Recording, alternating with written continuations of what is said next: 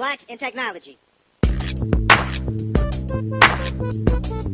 Blacks in technology. Blacks in technology. Blacks in technology. Blacks in technology. Blacks in technology. Welcome, everybody, to the 43rd episode of the Blacks in Technology audio podcast. I am your host, Greg Greenlee, along with co-host Ayori Selassie. And we just want to welcome you to the show tonight. We're going to get into a little housekeeping. But first, I want to give out the URLs for our sites. You want to check out Blacks in Technology. We're at www.blacksintechnology.net. We're also at bitdigest.net. That's Blacks in Technology online technology blog. I said technology like 4 times in that one thing. Also, you can check us out on Twitter. That's at Black in Technology. That's BLKINTECHNOLOGY. Also, check us out on Facebook. You can like us on there. It's facebook.com/blacksinTechnology. And, of course, we have a LinkedIn group under the same moniker, Blacks in Technology. Get into some stats. We always give these out during the podcast. We want to talk about, the continued growth of Blacks in Technology. So right now, Twitter followers, we're at 2,651 Twitter followers as of right now. LinkedIn member count, we're up to 1,200 even, which is great. And member count, we're at a 401 megabyte. If anybody knows what that means, that's 1,024 members. 1,024 is a full meg.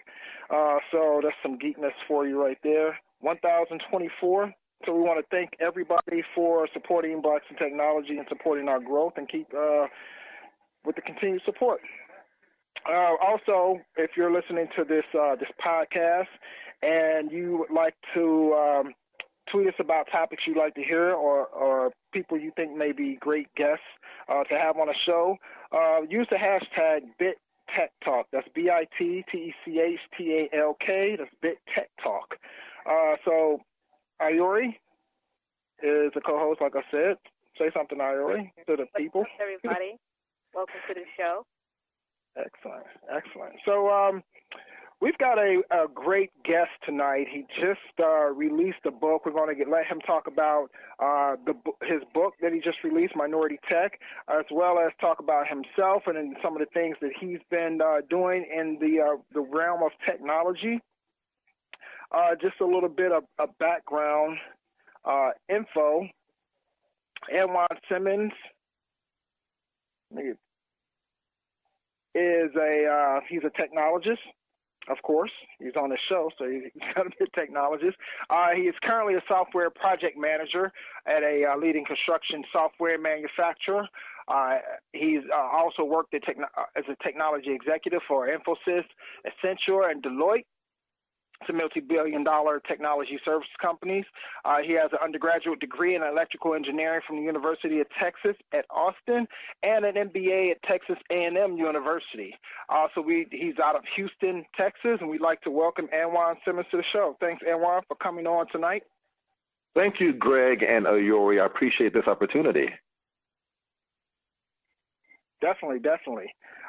So we always like to start off with, people telling us a little bit about their background in technology. So give us a little bit of background about yourself and how did you get into technology? Absolutely. My background is, as you said, I am an engineer by training, and I decided to not go into engineering per se as a trade, but I went to consulting, and I worked at Anderson Consulting, which later became Accenture. And I spent a little over a decade there, and that experience was awesome. I highly recommend the consulting lifestyle if you don't mind the travel, and it's nice when you're young. And so I started out when I was about 22, and it's the opportunity to work for a variety of clients. I've stepped into the offices of clients from San Francisco to New York, from Dallas to Calgary, Canada. I've flown all over the world implementing technology. And so that's how I cut my teeth doing that. And I've worked for a variety of consulting companies. You mentioned Deloitte, Infosys, and I'm happily exited from the consulting game. And my current job It's with a great company in the construction industry. Not a lot of people know this, but there's a lot of software in construction, right? Construction is one of the oldest disciplines. You think about the Great Pyramids in Cairo. We've been building things for a long time, but we're really kind of new to the game in terms of software, but there's a lot of cool tools that are used for construction, and I happen to be working for one of the leading construction software companies. And as far as getting into technology, for me, it happened in high school. There was one of the teachers, a Mr. Reed, saw that there was a need to get more people of color into engineering, into math, into the hard sciences. And so he started a group that I was a part of. And that was a big reason that I thought, I'm going to go to the University of Texas at Austin and be an electrical engineering major, which was like one of the hardest degrees that you can get at UT. And but the confidence I got was due to the investment that he made in me as a little, 15-year-old kid. And one thing I'm passionate about is paying that forward, is looking for those young people who seem to have an interest in math or science, who seem to have a gift for those hard sciences, who don't shy away that much from the challenges of studying those things. And I try to put a little bit in them because someone put a little bit in me that you can do this, that this is a viable career. It's a very lucrative career, actually, and we need more people who look like me and you to be in it. So mentorship was a big part of my start in technology.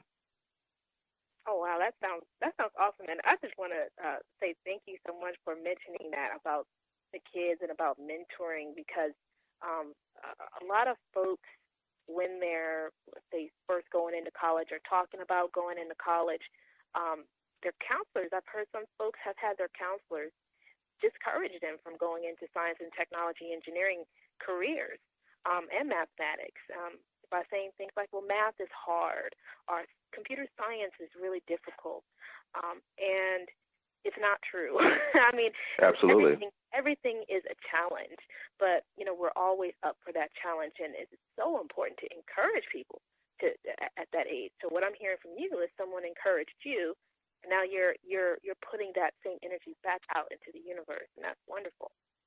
You're absolutely right in that a lot of people see a black kid who may show an interest in computers or programming or chemistry or engineering or mechanical, right? And they come to that counselor, and you're right. Far too many of them say, it's the old story of Malcolm X, right? I went through my black militant stage in high school as well, and I read all these Malcolm X, but he talked about how his teacher said, well, maybe you can be a carpenter. You can do something with physical labor, right? And that was in the 60s, maybe the 50s, but that's still happening even today. A lot of kids are being turned away from technology, and it's really sad. And now that I am a father, I have 3 kids, 2 boys, 1 girl, and I am especially sensitive to little black girls getting the opportunity, if they have an interest, to say, you can do this. That's why I love Black Girls Code, Kimberly Bryant's company, where she encourages black girls to get into programming and really, paying that forward and investing in them. And I'm very passionate about making sure that kids of all colors, but especially people of color, kids of color, and girls of color know that they can do that. I was reading an article about diversity, and girls often approach a job description very different from men. For example, at Google, they would have a bullet point list of the requirements for a job, and let's say that there are 10 bullets. A girl will say, okay, I'm good at 1, I'm good at 2, I'm great at 3, oh, but I can't do 4. I can't, I'm not qualified, right? But a man will say, oh, I'm not good at 1, I'm not good at 2, but you know what? I can do okay at 3, and I'll fake my way through it, I mean, girls and men and women look at qualifications differently, and I think that with a little extra effort, we can say, no, you don't have to be perfect at all 10 bullet points. You have skills. You can bring a lot to the table. We need you in this industry, and but that's part of the challenge. That's why I'm passionate, especially seeing more people who looked like you, Ayori, who looked like Angela Benton, who founded a New Me Accelerator and looked like all these different women, black women in tech. And I love seeing that because I hope that the world that my daughter grows up in is more open to people who look like her with her brown skin, her curly hair, being in technology if she so chooses. Oh, man, Greg, where did you find this guy? You know what? Anjuan he was actually on one of my first podcasts, one of the first episodes of the podcast. And, you know, been in contact here and there ever since. And, you know, Anjuan's name is, to me, is kind of, you know, very well known just around the black technology community. So, yeah, that's where me and Anjuan a few years ago, I think, when I started doing the podcast. That's right. We met at South by Southwest at least once, I think maybe twice. Yeah, yep. That was at I can't remember the launch party for GoKit. Yeah, GoKit, exactly. That's right. There. Had a couple of flicks, a couple of pictures. That's right. And that's right. Yeah. So. Yeah. You just touched on so many hot topics, just one after the other, and you know, it just. I want to just dig into it, but I'm gonna step back a little bit because I want to make sure that some of the folks on the call who are hearing some of these things that you're talking about are able to get the full context. I know we have a lot of incredibly well-developed listeners, but for the folks who are, you know, just kind of coming into these conversations about tech, you talked about consulting, and I hear the word consulting thrown around a lot, and often in a negative term, in a negative way, to say, you know, it's something that's difficult, but very rarely do people talk about what consulting really is. Can you just give a brief explanation for what that is in your experience with technology?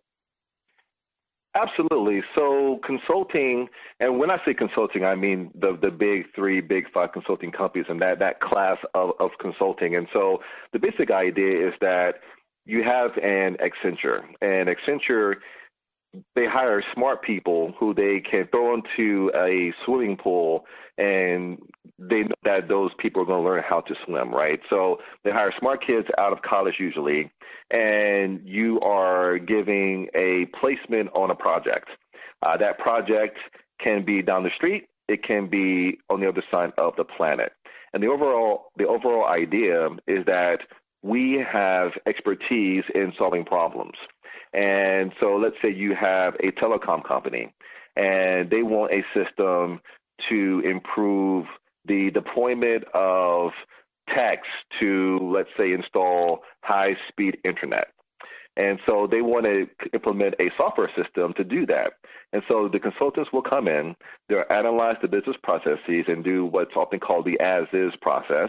And they say, you know what, in our experience, if you make these changes to what we call the to-be process, then you'll enjoy X, Y, and Z benefits. And so we come in, we do our analysis, we help them with the vendor selection process because you may want to buy this from SAP, this from Oracle, this from another vendor, and then we actually implement the solution. We get a team up there. We get technical people to help it set up the servers, and it's all cloud these days. So maybe it's, you know, you're calling Amazon for a piece of their cloud solution.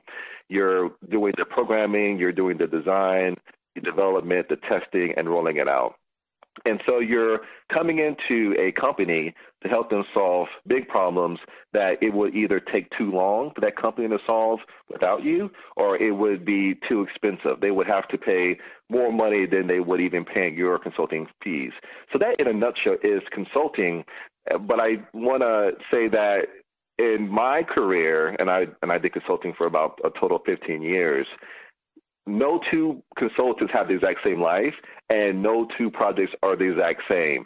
So it's really exciting because it's like every 4 to 6 months, you're walking to a brand new company, and there are brand new problems, there are brand new people, and you have to very quickly come in there, prove that you're competent, prove that you know what you're talking about, even though you may be faking 80% of it, but you sound pretty good saying it. And you have to learn very, very quickly, and then eventually you do learn the knowledge and you do solve the problem. So that, in a nutshell, is consulting. Yeah, that's great. Thank you for that. I mean, I work with, Accenture and Deloitte and other consulting companies all the time, and so rarely have I seen other African Americans there. I see, Asians, Indians, Caucasians, pretty much every color of folks you could ever imagine, but very, very rarely do I ever see African Americans. And I mean, it's one thing that there are just less African Americans in tech in general, but I think even, when you look at that consulting space, you see even fewer. But I think there's a large opportunity for folks who are coming out of college from a variety of careers to go into that space, and I think it's a great opportunity to get exposure to that place. And it's not like you have to live there forever, but it's just a good place to be at some point in your life. And I see that just looking at your resume, you spent some time there, and then you came out, and now you're doing all sorts of things, right? You've got your book written, and you're doing other things as well, career-wise. So I think that's a really wonderful story to share. Thank you. So, Anjuan, I want to talk more about about consulting and just about. So you're in consulting. You're going into these different businesses, and no two businesses are alike, and no two solutions are alike. How do you, as a professional, keep abreast of all the technologies that you have to pretty much recommend to some of these companies? There are, I would say, three major ways that I kept abreast of the technologies. One is one of the benefits of working for a large consulting company like Accenture or Deloitte is that these are multi-billion-dollar companies with often 200,000 employees or more around the entire world. So huge companies, which means that they have huge budgets. And they often offer training. And one key thing about being in consulting is that you have to take advantage of training. If your company has a budget for training, and a lot of small companies don't, a lot of these kind of small mom and pop companies don't, but for the majors, you have to take advantage of that. You have to take the time to, and there may be times where it's all online training, so that from 8 a.m. to 8 p.m. you're at the client side doing work, and then you come back to the hotel, and then from 9 to midnight you're doing training. But you have that opportunity to develop yourself, and it's an extremely great opportunity. A lot of people leave consulting and they go to a smaller company, and they're asking, well, where's my training budget? And they're like, what? You better read a book, better go to the library, right? So training is key. The other thing is really just on-the-job training. One thing that consulting companies do, like I was saying before, is that you hire smart people who have the ability to learn quickly. And so you can take what you've learned through your education, through your experience on other projects, from your training, you land on the project, you begin filling out, typically there's a roll-on process where you get your badge, you get your laptop, you figure out where you're going to sit, you begin meeting clients, you begin working and understand, okay, here are the problems that I'm here to solve. And what you do is you build a framework in your mind, a mental model of how you approach a problem. And it can't be exact because, again, every client is different and every problem is different. But you see general concepts at almost every project that you know that you have to tackle. And so you quickly learn what's important, what you need to discard, what needs to be drilled down on, what needs to be ignored.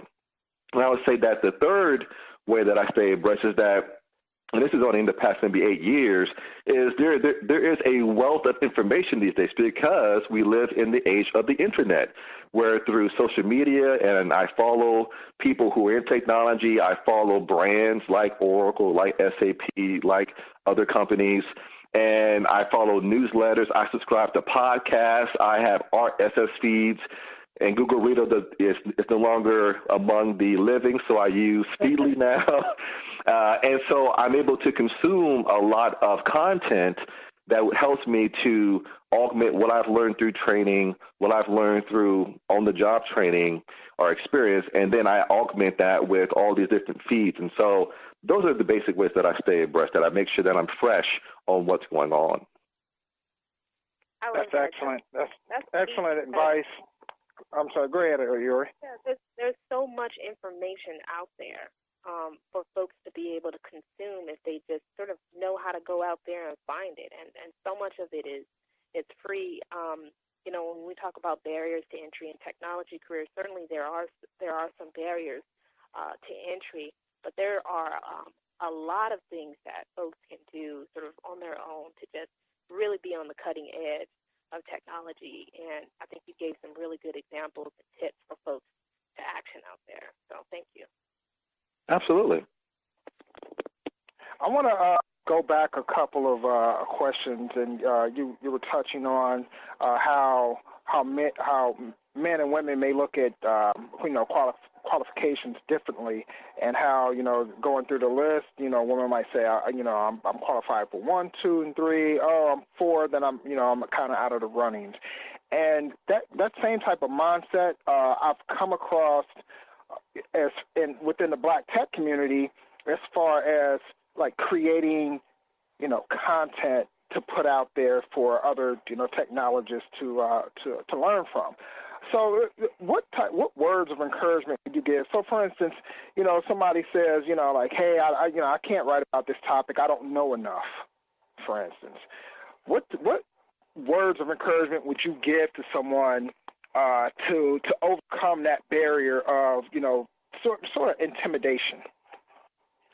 I will say there are two guiding principles that I say to people who say I'm not qualified enough, or I'm not good enough, or I don't know enough. One is everybody's faking it. Everybody is faking it. There is no one who can go to a school and say, here's how you create a viral video that's going to get a billion hits that will catapult you to internet stardom. There's no one who can teach you how to create a podcast that after 10 episodes, you'll have 10 million downloads and you'll have 10 sponsors. It all happens, almost everyone that I've talked to who have created podcasts that are first class, who have created either companies or services that took off. It all happened organically. They figured it out as they went along. And so everyone's faking it until, fake it till you make it, right? Everyone's faking it, and along the way, they're failing. They're making mistakes. They're saying, oh, that didn't work. Okay, won't do that again. Let me try this. That's part of the process. You should not fear failure. You should embrace failure. You should run after failure, calculate, drag it to the ground, kill it, and then move on to the next one, because that's the only way that you learn. You have to learn to deal with failure, and you have to be able to understand that everyone out there is trying to figure it out just like you. The second piece of advice that I say is something that someone said to me maybe 6 months ago, and that is, if you are not ashamed of the first version of your product, then you waited too long to ship. Meaning that, yes, you get your product out there, you make the best product that you can, but if you wait and you iterate and add features and make it and try to make it perfect, then you will never ship, because perfect products aren't shipped because perfect products don't exist. So you do the best that you can, you put it together, you put it out to the masses, and yep, there'll be people who may complain. There'll be people who say, well, I want this, and this added. That's great feedback. Add it to the next version. And I think often we wait for perfection and we give up good enough. And it's important that people understand that, yes, you want to get out a high-class product, put out the best product that you can, but ship it. The best feature, and this is especially true for software, the best feature is shipping. Knock it out the door. And then take in feedback and then make it better. So that's what I say. Yeah, before this book, I hope it does well, but, you know, I know it probably won't be a New York Times bestseller. Who knows? But the next book's going to be better. I did things 5 years ago that I launched it, announced it, rolled it out. No one responded. And now I'm doing this book, and I'm on podcast, being interviewed, and I'm enjoying the message that I want to put out through this book. But, you know, again, the next one's going to be better. So I would say do it. I mean, everyone is figuring it out as they go along. And if you wait for perfection, you'll be waiting forever. That's my advice. That is so king right there. If you didn't hear it, what he said is do it. Go out there and make something. And if it doesn't look perfect, it's okay. Do it anyway. Just don't sit there. Just do it. Absolutely. I want to talk to you about your book, because this has me excited because, you know, Greg and I and the other folks at BIT, you know, we talk about the importance of African Americans contributing to the knowledge bed of technology. And so you've done that by writing this book. So I want you to talk to us a little bit about, you know, why you feel like that was so important and what really motivated you to go out there and write this book. This book started out blog post by blog post, online article by online article, and I didn't know I had a book. I didn't know I had enough material for a book until a few weeks ago. I got an email from this publisher, and they were creating a textbook that they wanted to publish in a few months from now. And they came across my article, and they said, we want your permission to publish this article in our book. And I was like, oh, wow. Because, you know, it's about affirmative action and why I believe in the value of it as an idea and as a process, both in college and for hiring. And I filled out the release form and I sent it in. I was thinking, wow, someone is so interested in my blog that they want to include a part of it in a book. I wonder if I can transform my blog into a book. And so I began going through the process of reading what I've wrote on my blog, and I've been blogging since 2007. And I'm not a big prolific blogger, but I blogged enough where I had a certain stack of articles. And so I exported my blog into a flat file, and then I imported that file into Microsoft Word, and it came out to be 500 pages plus.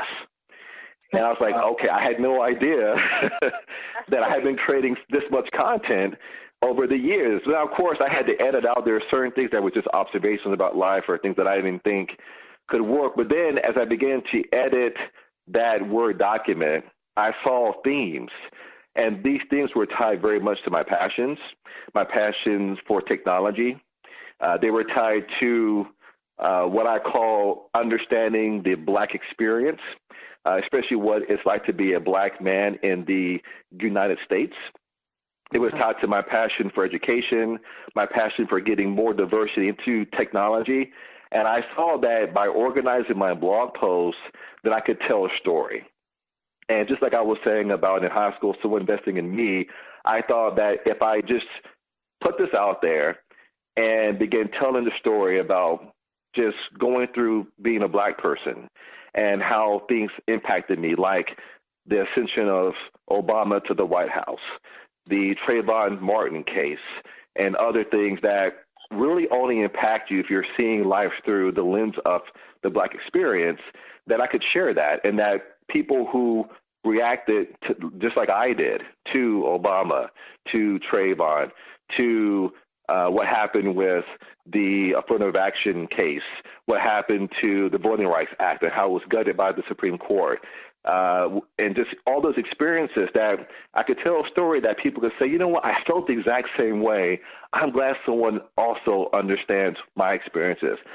Or, you know what, I'm having trouble understanding this aspect of how I'm treated as a Black person. You know what, I know I'm not alone. And then this is how this person handled it. That it could serve that purpose. But also the part about diversity and technology, and just like you were saying, being a consultant, and in my career, there were many times when I walked into the client site and I'm the only black person, either in the conference room or on that floor or in the building. And I always say that I would often only see black people when the cleaning crew came in at nighttime to clean the building. So I might see janitors or people like that who were black.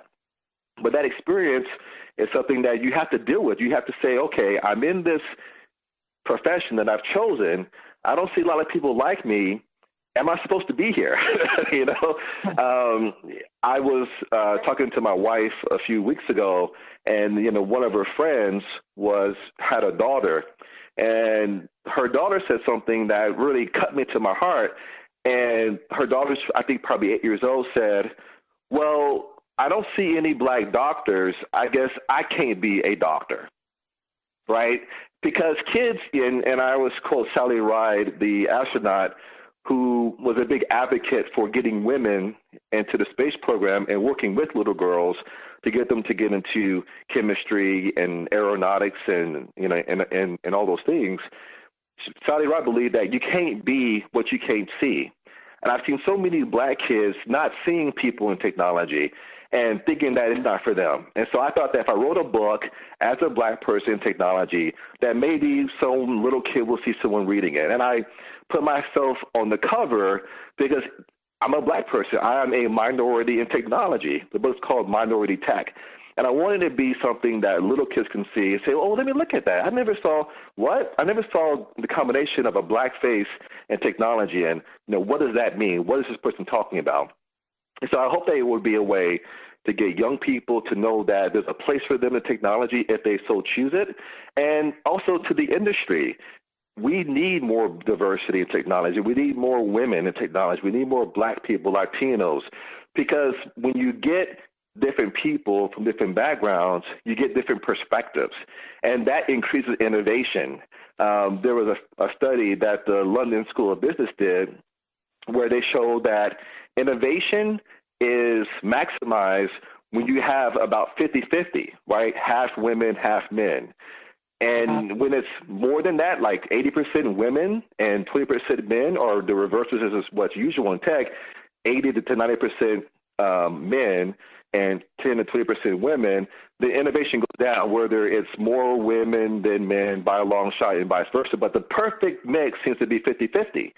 And so studies like that show that if we say that technology is a industry that thrives on innovation, that thrives on creativity, then you need to get more creative people. You need to get people who look different than the dominant society, because then you get different points of view. And so I wanted my book to also be a letter to the industry, an industry that I love, that I've worked in, that we need to get with this. It's not optional.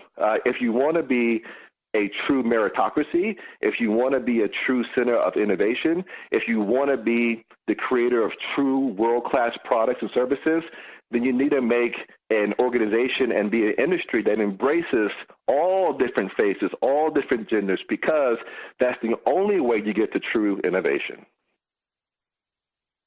Yeah, what you just said is very, very, very powerful and very, very true. And I think that you touched on what our core message is here at BIT as we talk about, visibility, and we want to, increase that.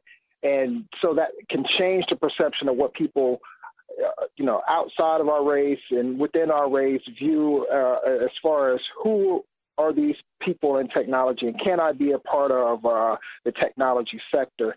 So I think what you just said is extremely powerful. And I want to talk about, I know I've read parts of your book, and you talk a lot about barriers or obstacles that have been intentionally placed in the way of African Americans that prohibit us or slow down our path to success. You talk about, Jim Crow laws. You talk about, some of the other laws that were put in place to prohibit our success. What do you feel is the key to overcoming some of these obstacles, and some of these things still go on, not as overtly as they did before, but some of these things still go on. So what do you think what do you feel is the key to overcoming some of these obstacles, and what role can technology play in helping? I think that one of the key ways that we can remove obstacles, or maybe not remove them, but help us leap over them, is just education. We have to solve the pipeline problem. We have a lot of young kids who didn't get the message that I got, that this is a viable career. One big topic these days is the economy and how we've been in recession since about 2007, 2008. That's been dragging on, and unemployment is getting better, but it's still, high. It's still too high. Right? We want it to be around 6%. It's in the 7.3, 7.4s. Well, the unemployment rate for Black people is double that, right? It's like around 14, 15%. So we clearly hurt more when the country's hurt, and the only way to reduce that is to get Black people into careers that are more resilient when it comes to recession. So it's to our benefit to find those careers, and technology is a great one to get us into, so that when we're hit by these economic flashes of disruption, that we're not hit as bad. I mean, we're basically hit 2 times everybody else. So we need to educate ourselves onto the importance of seeking out these careers. And I've often read about, top careers, top paying careers, and you'll see doctor, you'll see lawyer. But the barriers to entry to be a doctor, I mean, that's 4 years of undergrad. There's medical skills. You got to do residency, and then you rack up, hundreds of thousands in debt that you hopefully pay off before you die, right? So there are these big barriers to being a doctor. To be a lawyer, you got to go to law school. But to be in technology, you can have an undergrad degree in computer science, and before you're 30, maybe even 25, making 6 figures, right? And so the barrier to entry is a lot lower, but you get that big bump. You get put into a position where you can begin getting economic power, right? So I think education is a key part of solving that problem, because I often tell people that excellence is one of the biggest solutions to racism. You can not like someone because of the color of their skin, but when you see the work that they produce and it's excellent, you tend to want to get some of that, because you think, okay, I may not like this person because that person is Black, but I can make money off what they do. So, we have to teach ourselves to go after the hard maths and the hard sciences, and then get into technology, or even if it's like technology, and we have to every day just put forth excellence, show the quality of our work, show the innovation that we can bring to the table. And we also, secondary to that, is we have to learn how to use power. We talked about a little bit about Trayvon Martin and how and most of us were just cut to our hearts when his killer was acquitted, basically walked off scot-free after killing this young kid in cold blood. We talk about affirmative action, how that's being torn apart, the Voting Rights Act. The reason that's happening is that we don't know how to use power. We used to, right? We celebrated 50 years since the March on Washington. We knew how to organize ourselves. We knew how to use power to speak to those who were denying us our rights and our dignity, but we lost that. We've seen other groups even co-opt that power and use it to advance their interests.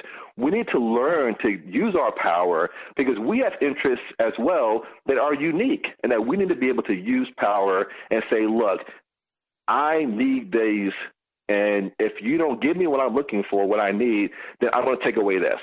But power only respects power. And if we don't relearn really how to use power, we will continue to see our rights taken away. We will slowly see the erosion of the civil rights that we fought for, of the economic power that we have a right to, because we have billions of dollars going through our communities every day. They come in, they flow right back out. We need to begin to understand how to use power. So I think those are the 2 big things: education and how to gain and use economic power and political power. That's what we need to do. Those are the best ways, the quickest ways, I think, to overcome obstacles. Man, that's so big. You just touched on so many things. We need to just give you your own show. Because you're talking about power, right? That's a huge thing. And yes, we African Americans do have a lot of power in America. We have a lot of influence with regard to the mainstream culture and media and entertainment. And then we also, have purchasing power, right? We have the opportunity to vote with our dollar to influence things. And that's what happened in the civil rights movement when they did the Birmingham bus strikes and things of that nature. They said, we have a problem in our nation, and we are going to use our purchasing power to influence a change. And now I want to say we got Black Twitter. We got so much social media power right now with this whole way that the technology and the media industry is changing. Businesses and corporations are still trying to figure out how to monetize this because there's so much power and branding capabilities within it that they haven't fully figured out how to harness yet. But guess what? Black Twitter does. So how are we using it, right? So this is a challenge to all you social media folks out there who know how to use social media better than I do. Y'all need to connect with BIT and Black Girls Code and Hidden Genius Project and Code 2040 and all these other organizations out there who are talking about tech inclusion, because that's what's going to take us to the next level with strategy in terms of being able to influence this young pipeline to go out there and get these careers in STEM, to study math, science. It's not hard. It's built into our DNA. We built the pyramids. We built all of these things, from the cradle of civilization. This is not hard. There's a perception that's been set in our minds that these things are difficult, and it's not true, because if you can walk, you can talk, you can sing, I'm saying, like, all that stuff, you can code. You just got to learn how to do it. It's just like reading and writing. Absolutely. And, one of the major challenges is when it comes to power and when it comes to presenting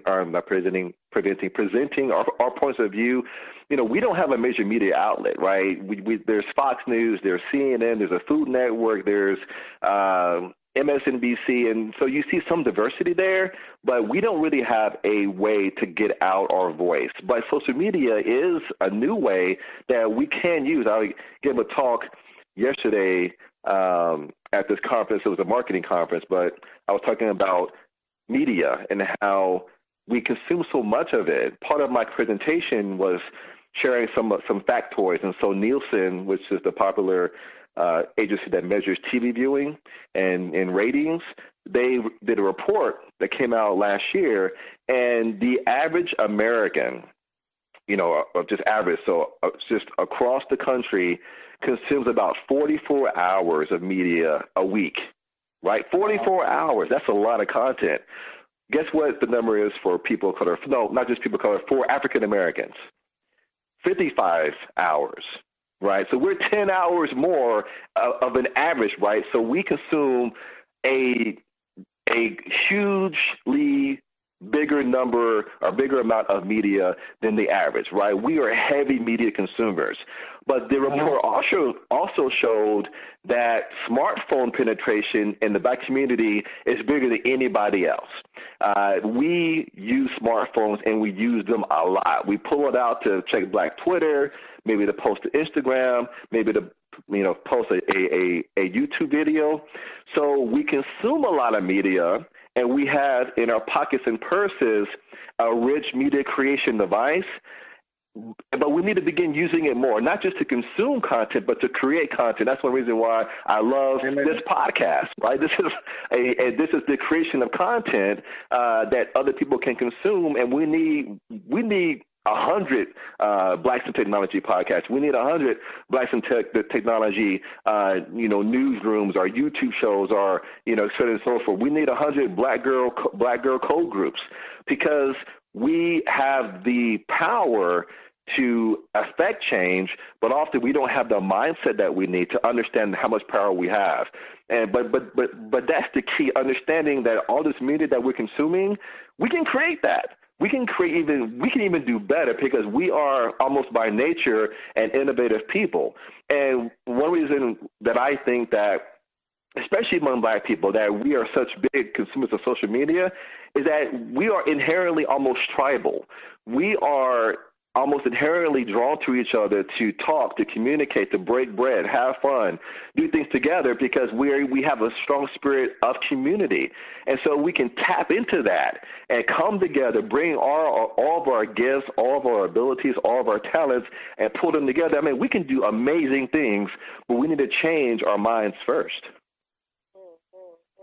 Wow. So, yeah, so you just raised some hairs on my on my arm with what you just said, because it so much aligns with what Blacks in Technology is about. And I've been saying that same thing for quite a while now as far as content creation. I try to be an advocate for that, especially, for or within technology.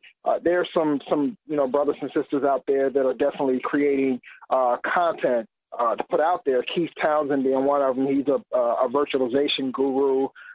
There is you, for instance. I know you do podcasts as well. Kai Dupuy, he does blogs regularly. Has his own podcast as well. And I think we look at this landscape, and we look at the internet, and we don't use the potential of it as much as we should, as far as technology content creation, right? So, where are all the tech blogs, that we can be creating to put knowledge out there? Where are the video shows? Where are all the audio podcasts? And I like what you just said about there should be 100 of, bit podcasts. And I feel exactly the same way. I think that this is going to be one of the ways that we are able to change perception, or one of the ways that we're able to increase visibility, and for our younger generation and for people that are already existing in the technology sector. Absolutely. And, so much of it is just, like I said, changing our minds, just making the decision to say, I'm going to put my voice out there. I mean, where's the Black Robert Scoble? Where's the Black Leo Laporte? Where's the Black? I mean, we use this technology, but we just are afraid that, if I say something wrong, people are going to think I don't know what I'm talking about. Scoble says things wrong all the time. Leo Laporte gets things wrong all the time. But you keep grinding at it. And I mean, and when it comes to economic power, I mean, I like a weave as much as the next man. I like a nicely laid lace front with some of that good Indian hair as much as the next guy. But if you go to the beauty salon to get a weave and then you pay for your groceries with a credit card, then something is wrong. I mean, if you wake up in a new Bugatti that you leased, and you get out and you walk into an apartment that you're trying to pay rent on, then something's going on. I mean, we need to get our finances in order. We need to understand group economics. We need to learn to trust each other, that we can come together and put money together and do projects. But we some of it is it's turning off those voices in our heads. Some of it placed by ourselves, some placed by others, that we're not good enough, that we can't do it, that I can't trust that brother over there, I can't trust that sister over there. We need to learn to trust each other, because that's the way to get past a lot of our issues. I think we often look for 40 acres and a mule, but we can solve our own problems if we put ourselves in the position to work together. And I want to add on that, because you touched on the topic of trust, and I know this is a recurring theme for the conversation. Every time I get a bunch of African Americans in a room together, we end up talking about trust at some point. Somebody's going to get angry. I want to leave. Right. But let me tell you, and I'm sure you can add something to this with your consulting background. But trust is so important, and it starts with respect, right? You gotta respect the folks who are coming to the table, whatever they bring. It doesn't mean that you agree with everything that they do. I don't like lace front wigs. But you know what? I have friends and people who I work with who do all those things, and I'm like, hey, come to the table, let's do it. I respect you. How about that? You know what I'm saying? And so all of the differences that we have in the African American community and the challenges that we're facing should not be a barrier to respect. And that will allow us to build that trust to start doing some of these things that you're talking about. Absolutely, and I understand the hurt, and I understand. I mean, we tend to not trust people because people have hurt us, and we've been stabbed in the back before, we've been bamboozled before, and yes, it's tough, but there's just too much at stake to keep living separate lives, to say, you know, I'm just not going to take a chance anymore because someone hurt me. I mean, yes, I understand the hurt, I understand the pain, it's real, but there's so many opportunities out there that we need to be able to come together and say, you know what, I may not like your lace front wig and your blue contacts and you wear a little bit too much makeup, but, you know, let's get past that. Let's see what are the problems. Let's all agree that there are problems.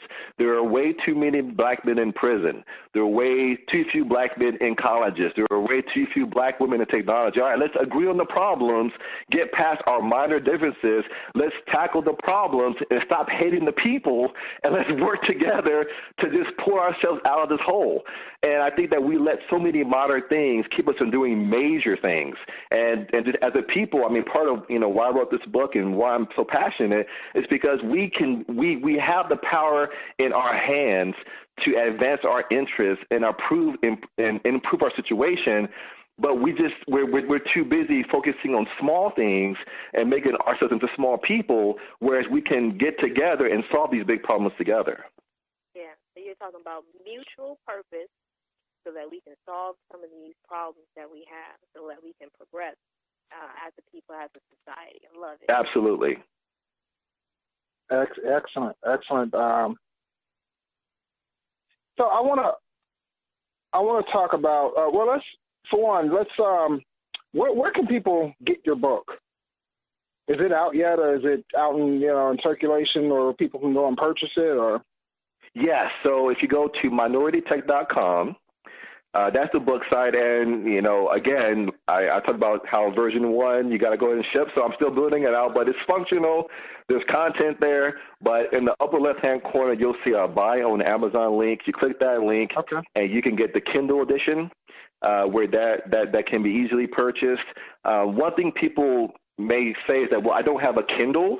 But the beautiful thing about the Kindle edition, and one reason why I like Amazon as a publishing platform, is that they have Kindle readers for everything. You can get a Kindle reader for your iPhone, for your Android device, for your Windows phone, for your PC, for your Mac. Any device that you can compute on, you can install a Kindle reader on and read a Kindle book. So I'd be happy if everybody who hears this buys it. But if you decide not to, don't let it be because you don't have a Kindle. So yes, my book is available in Kindle format. I'm focusing on the ebook version because, one, I think that I'm a tech guy. I think that ebooks are the next big thing. Actually, not the next big thing. The current big thing in publishing. I am working on a paperback edition. I'm still editing and getting some of the formatting down that I'll make available the next few weeks. But the Kindle edition is available right now. You can purchase it within the next 30 seconds, even if you go to minoritytech.com. I have some social media sites as well. I have a Facebook page for the book, Minority Tech, Twitter account, same name. But minoritytech.com is the best place to get the latest information about my book. Excellent. And I hope you still have some time. I still got a couple of questions that I want to ask you about a couple of things that you wrote in the book. Sure. If you don't mind. Okay. Yeah. So reading through parts of your book, you tell a funny joke about an MBA student and a law student, right? And kind of leads you into your thoughts on practical application of what is learned and how that led you to choosing and being accepted into the Mays MBA program, right? And so you go on to state that the program had combined education and implementation. So my question to you is, how do we take that same concept and use it to help our culture, our community succeed in technology, that combined education and implementation? So I would say that it's important to get a great education in technology. Whenever I talk to companies, I'm currently working for a software company that makes construction software. But whenever we hire designers or engineers, we, for better or worse, look for the same, maybe top 20 schools, right? If you hail from Stanford, or if you hail from MIT, or even in Texas, UT Austin, we tend to want to go for the top tier schools. And the reason is that there's a difference often in the quality of what a person can do based on where they went to school. And yeah, you can go to a smaller school and do great, but we see a difference in the educational aspects of what people bring to the table when we hire. So education matters. And so you should take every opportunity to educate yourself, because you may not apply every theoretical concept. In programming, you may not use a binary sort versus some other sort, but the power of understanding that is really palpable, because just like working out, right? If I work out my biceps and my triceps and my glutes and my quads and my calves and all that, I may not need all those muscles throughout that day, but by training them, I become overall strong. So when you work your brain by getting great education and stressing your brain and tackling difficult concepts and then understanding them, your brain gets stronger. And so you may not use all the concepts that you need in your education, but you'll be able to tackle new ideas because you learn how to think. So the education is important, but you have to be able to apply that. You have to be able to understand that when you go to a job or to tackle some problem at work, then you may not use every concept, but you got to have a mental framework. I mean, in business school, for better or worse, you learn a lot of frameworks. You learn how to look at companies through a framework. You learn how to look at a SWOT analysis for entering a market, and you have all these different frameworks that you use. And in many ways, that's a big part of being a good problem solver, because you may not have seen that exact problem, but you've seen problems like it. And you say, okay, well, I use this tool here, this solution here, this approach here, this principle here. That worked 10 problems ago. Let me apply those principles and tools to this problem, and 89% of the time it's going to work. You have to tweak things here and there, but by having that framework, you at least have an approach. You never come to a problem totally cold, totally new. So that's how I would say that we need to, as people of color, use that principle. Work your brain. Take the hard stuff. Take the hard sciences, the hard math, the hard physics. Take the advanced programming course. Really invest in yourself through education and training, but understand that when you come to apply it, you have to have a framework that you use to tackle those real-world problems. Great. I think that's excellent advice. Definitely something that people can take and apply it to just everyday life in general, let alone technology. So, great advice. Thank you for that. Absolutely. So we talked before. We had you on this podcast before, and you talked about about the importance of having a business mindset. And in your book, you talked about how you wanted to strengthen your business business acumen. Why do you think that was an important step for you? For me, I saw that, and this is very similar to your last podcast when I heard Xavier, who was your previous guest, say this. I thought exactly right. So Xavier gave the answer to a similar question, that he saw that there was finance, I believe he says finance and technology, and that there were a lot of people who knew finance and some who knew technology, but not both. And I was like, ding, ding, ding, ding, exactly, because I found that as I went through school and my career, I saw that there were a lot of people who knew business and there were a lot of people who knew technology, but that intersection of business and technology, there weren't a lot of people who could do both. And, my byline on my blog is technology translator, and that's how I see myself. I see myself as someone who can go into a boardroom of any company and say, okay, here's the problem that we're having. Here are some of the business issues that are impacting revenue or profit and loss statements, and talk in business terms and say this technology is going to solve this problem by X, Y, and Z, and say it in a way that the business boardroom can understand, get feedback from them, and then say, okay, go over to the implementation team and say, okay, from what I've heard from the business, here's what we need to do. Okay, we need to have a failover strategy because we need to have a solution that's highly available, that has great uptime. All right, we need to also implement a cloud strategy because we need to be able to use the service on any device anywhere. Okay, we need to go over there and go to the database layer, and in the cloud, we need to try to use open source technologies because we can save cost. And so I'm able to go to them and talk in the technology language. So going between those two worlds has been very profitable for me, because every company has a business strategy, but that needs to be translated into the technology implementation. And so I saw that years ago, and I've been able to work at that intersection, for the past 15, 20 years. Excellent, excellent. I want to talk about something that really is near and dear to me as far as when we talk about technology. I know we talk a lot about, diversity in technology, and, Blacks in Technology is the type of site where, that when I put it together, my vision for it was, we definitely need, more diversity in technology, but more so we need to be talking about technology, talking about innovation, talking about how to improve our knowledge through knowledge sharing and resource sharing. And I think it's very important for that type of knowledge to be coming from our own, right? I was reading a book not too long ago called The Road to Someplace Better by Lillian Lincoln Lambert, and she was talking about how back in the early 40s and 50s, how or 60s, I should say, how when Black kids were taught, they were taught by Black teachers, and how that had much more of an impact simply because these teachers had more of a vested interest in these kids, because these are the kids that they've seen every day. They talk to their parents. They, pass their parents in a grocery store or whatever.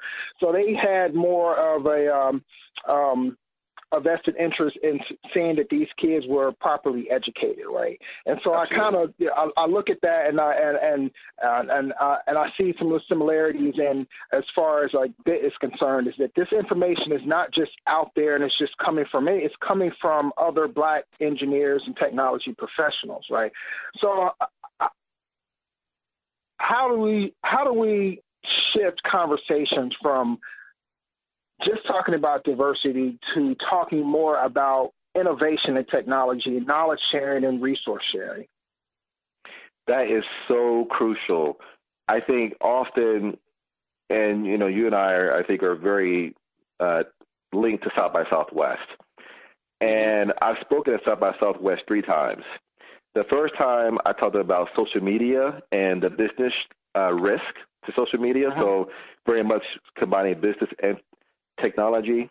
The second time I talked about comic books and how comic books are a great metaphor, and that a lot of the discipline and a lot of the science of how you do a comic book panel and how they're like that card layout, that can be a model for UI design for mobile devices. So, again, first one was about social media and business strategy. Second one was about UI, UX design and comic books. The third time, and the last time I spoke, there was about how to make technology conferences like South by Southwest more diverse. And we had Adria Richards and Scott Hanselman and Corbita and LaToya Peterson. Right, exactly, right. So out of the 3 times I've spoken at South by Southwest, only once was it about just being a Black person, diversity. So I think that we absolutely need to have those voices that are just crying out and saying, look, we need more diversity. It's important. It's not optional. But we also need to have voices that are saying, I know a lot about this. I know a lot about cloud. I know a lot about mobile. I have a lot of experience and a lot of insights to share, and be able to go forth and begin building up our credibility and building up our bona fides in technology. And doing what you're doing now and what other groups are doing, I mentioned the Black Girls Code and other groups, is so crucial because we need to be not just saying we need more diversity, but we need more of our expertise that we bring to the table, things that have business value. And I think it's just having that mindset that, yeah, I'm going to do good work. I'm going to do cool projects. I'm going to talk about it. I mean, I think if you are a person of color in technology, you got to have a blog. You got to have at least maybe even a strong Twitter feed where you're talking about what you're learning and saying, hey, I learned how to, get a 15% increase in performance from a Postgres database running over and with web service exposed over REST architecture. And this is how I did it. I mean, there is a huge opportunity because of the internet and social media that we can blog, we can even post Instagram pictures of what we're doing or, putting out information to establish our credibility because, like I said, it's hard to be racist against excellence. And not only can we bring the quality of what we do and what we bring to the table to the forefront, but absolutely when Black kids see, Mario Armstrong is one of my heroes because you see him on TV, he's talking about, technology and educating people about, whatever, and he's going on to, do more things with his own, company. I mean, that's beautiful because it's like, okay, I see a Black person like me who has the same background or similar background to me, who looks like me. And that helps me see that I can do that. And so when I learn from that person, I'm not learning from someone who's a stranger or who may even have to teach them because of some law or whatever, that's their job, but they have a vested interest in me. So it is crucial that we get more people of color who are investing in other people of color. Like I said at the beginning, Mr. Reed in high school saw me, black man to black man. Or black man to black kid, saying, okay, I need to put something in him that will get him onto a path where he knows that he can do this. And so I think that what you just said is crucial. We need to have more people of color on people of color education, mentorship, because I think that's so powerful that is what I think will propel a lot of people of color into the technology industry. I just want to say that I'm pumping my fist right now in the air because I rarely hear people describe, that or give that, that type of answer. And it's just refreshing to hear because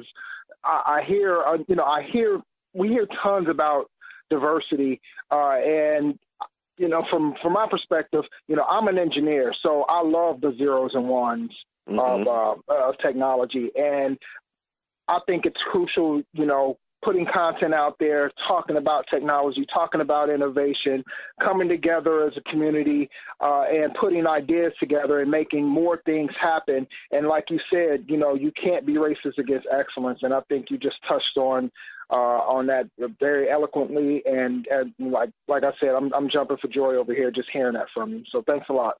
Absolutely. That's so much fun. So I have one last question, and I'm trying to ask this to all of our guests because the speakers we have on these podcasts are all experts. And so, Anjuan, you're an expert. So your opinion is really important to me, and fit is important to me, and our mission is important to me. So I want to ask you, and really just be straight up because I want our listeners to also hear what it's like when people give straight up feedback. What do you think about BIT and what we're doing, and what do you think we can do better? Okay. I am a fan of BIT, so I tend to shy away from the expert label because I think anyone who says that they're an expert, you should immediately be suspicious. I know a lot. I've done a lot. I've made a lot of mistakes, and I've learned from them. So if I'm an expert, it's because I've seen 100 ways to do it wrong, so I know how to do it right. And I'm also biased. I've been on this show before. I've met Greg in person. I love his passion. I love his love for ones and zeros, like he just said, because I'm the same way. So I think that what you've done very well is establishing the brand, You're 40-something episodes in. One big thing that I think a lot of people fail at when it comes to creating content is just lack of consistency. You see people do episode 1, episode 2, episode 3, episode 4, 5, 6, right? It just kind of falls off. But, your consistency and just being tenacious enough to say, you know what, I think that this is important. I'm passionate about bikes and technology, and I'm going to do it. And then year over year over year, keep doing it. That's key. And so I think what you're finding is that when you post a podcast, people perk up. And they say, okay, there's a new, bit podcast. I need to make sure that I tune in because I know what they do. I know the quality of the people that they bring on and information that's useful to me. And so keep focusing. I strongly believe that we can have all the terminology and social media and how you get, brands and marketing, but content is king. And you have to focus on making sure that you're bringing great content. So I would say focus on that. I would say that Greg Ayori now, who I think is a more recent addition, I don't think that you were hosting when I appeared years ago, but I'm happy to see that you're part of this. Greg's a great ambassador for Bikes and Technology. I remember when we were at South by Southwest the last time, you had the T-shirts, and I think that personal touch is so important. I think that, as I mentioned before, we as a people are very community-minded, and we appreciate people who go to the conferences and shake the hands and, grab something maybe to drink after work or go, meet up for dinner and just showing interest. And so I think continue to do that, continue to be that personal ambassador that brings to the table a love for technology, a love for diversity in tech, and then making those kind of one-on-one links. Ayori, I haven't met you in person, but if you go to take conferences, I would say do the same thing. Be that person who, when someone sees you across the room, will say, I know that's that Black and Technology co-host. What's the name? Oh, Ayori. Hey, Ayori. Hey, girl, how's it going? And because people respect that investment, that you took the time not just to put together a podcast and make it high quality and get, guests to come on and talk about things that we all care about, but you're there in person and you're there to interact and you're there to make genuine connections. I think that the only thing that's second to content in this social media game is authenticity, because people want great content, but they want to know that you are authentically invested in the content and the mission and the principles and the people. That's what will drive people to bits. So I would really say continue what you're doing, continue flying the flag of Blacks in Technology, continue producing great content, continue bringing passion to it, being authentic, making those in-person connections, and you will continue to be successful. Great. Thank you. Yeah, absolutely. Definitely. Thanks a lot, Anjuan. And with that, I think we're going to go ahead and wrap the podcast up. But before you go, definitely send out or tell everyone how they can get in contact with you, your Twitter handle, or whatever pertinent information, your social media information you think people should know about. Absolutely. So I want to thank Mom and Dad because I have a very unique first name. That's Anjuan. It's spelled Anjuan. So if you go to Twitter and put in @Anjuan, Anjuan, you'll find me on Twitter, Instagram, all the social media outlets, all the major ones at least. My book, again, is at minoritytech.com. So you can go there and learn more about my book, or go to AnjuanSimmons.com.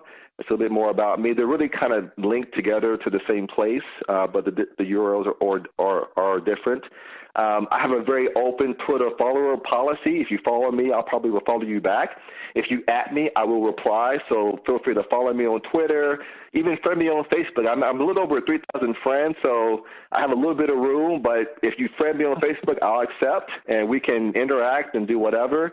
So I'm open because I'm very passionate about linking up with people, flying where appropriate, that flag of diversity and excellence and all coming together and understanding each other.